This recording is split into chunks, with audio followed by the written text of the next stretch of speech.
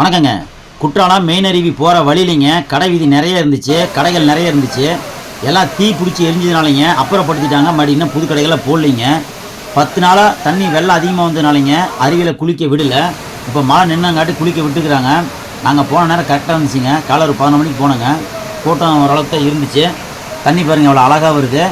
இருந்தாலும் அந்த தடுப்பு தாண்டி வரதுனால பாதி பேரிக்காடு வச்சு அடைச்சிட்டுங்க. பாதியில் குளிக்க விட்டாங்க. பெண்கள் பக்கம் வழக்கம் போல் கூட்டம் குறைவாக தான் இருந்துச்சுங்க. பாருங்கள் தண்ணி எவ்வளோ வேகமாக வந்துருக்குது. அதுவும் இல்லாமல் கீழே ரப்பர் டியூப்பில் கட்டி போலீஸ் பாதுகாப்பாக வச்சுருந்தாங்க. இந்த அருவியில் மட்டும் இல்லைங்க, புளியருவியில், சிற்றருவியில், ஐந்தருவியில், பழைய குற்றாலத்துலன்னு எங்கேயுமே யாரையுமே குளிக்க விடுறீங்க. கடந்த 10 நாளாகவே குடும்பமாக வந்தவங்களாம் ஏமாந்து திரும்பிட்டாங்க. சின்ன சின்ன குழந்தைங்களிருந்து வயசான பெரியவங்க வரையிலும் தாராளமாக குளிக்கலாங்க. குளிரும், ஆனால் உடம்பு ஒன்றும் பண்ணாதுங்க. ஆனால் வீசிங் ப்ராப்ளம் இருக்கிறவங்க பார்த்து கொஞ்சம் கவனமாக குளிக்க. குற்றாலம் கிளம்புறதுக்கு முன்னாடிங்க அங்கே மழை வருதா வெள்ளம் வருதா குளிக்கிறதுலாம் விடுறாங்களா அப்படின்னு பார்த்துட்டு உறுதி பண்ணிட்டு போங்க. இல்லைன்னா காசு வேஸ்ட்டாக போயிருங்க. அதுக்கு நீங்கள் உங்கள் வீட்டில் பைப்லேயே குளிச்சிக்கலாங்க. ஆடி மாதம் எல்லா கோவிலையும் பண்டிகை அப்படிங்கிறதால அங்கே உள்ளூரில் இருக்கிற கோயில்களுக்கு தீர்த்தக்கூட இருக்கிறதுக்கு இங்கே வந்து தீர்த்தம் முடிச்சுட்டு போவாங்க.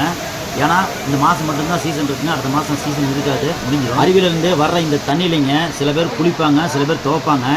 அடிக்கடி தண்ணி வெள்ளம் வந்து நிறைய விபத்து நடக்கிறதுனாலங்க சுற்றி கம்பி கேட்டு போட்டு அடைச்சிட்டாங்க. இப்போ கீழே இறங்கி யாரும் குளிக்க முடியாமல் பண்ணிட்டாங்க. நீங்களும் குற்றாலம் போய் பாருங்கள். நன்றி.